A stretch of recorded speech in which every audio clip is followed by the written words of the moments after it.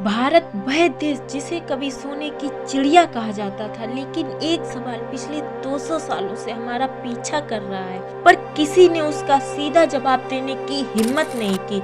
इतना ताकतवर, इतना अमीर देश आखिर गुलाम बना कैसे? क्या हम कमजोर थे? क्या हमारे पास हथियार नहीं थे, या फिर वजह वो जो हिस्ट्री बुक्स हमसे छुपाती आई हैं? अगर आपको लगता है कि विट्रिस आए, उन्होंने तलवार घुमाई और हम हार गए, तो रुक जाइए। एक कोई मार्वल मूवी नहीं थी जहां विलन ताकत के दम पर जीत गया।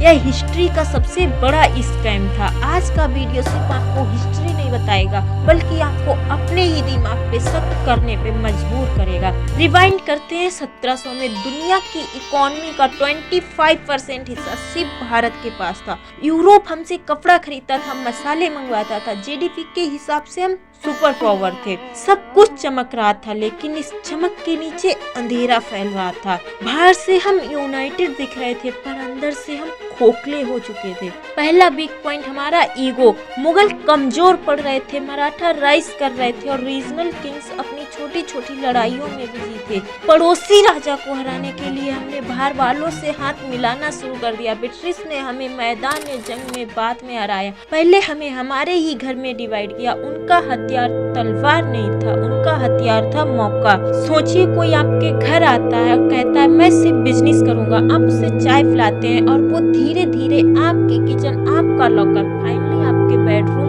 पर कब्जा कर लेता है। ईस्ट इंडिया कंपनी कोई आर्मी लेकर नहीं आई थी, वो तराजू लेकर आए थे। उन्होंने पहले ट्रेड एग्रीमेंट्स किए, फिर लोकल बिजनेसेस को खत्म किया, टैक्स बढ़ाए, और देखते ही देखते हमारा रॉ मटेरियल उनका हो गया और उनका बना हुआ सामान हमारी मजबूरी। लेकिन कोई भी किला तब तक नहीं टूटता जब तक दरवाजा अंदर से ना खोला जाए। इमेजिन कीजिए, वर्ल्ड कप फाइनल चल रहा है और आपका मेन बॉलर मैच से ठीक पहले दुश्मन कैप्टन को पिच की रिपोर्ट दे आए। गुस्सा आएगा ना? बस यही हुआ था प्लासी में। मीर जाफर एक नाम नहीं, एक धोखा था। ब्रिटिश ने जंग लड़कर नहीं जीती थी, उन्होंने जंग खरीद ली थी।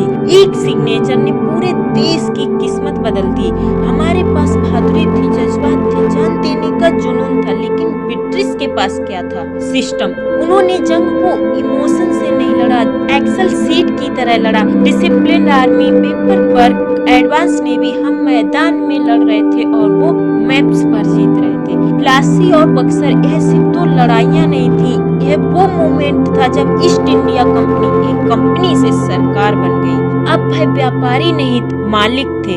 लेकिन असली खतरा जमीन खोना नहीं था, असली खतरा अब शुरू होने वाला था।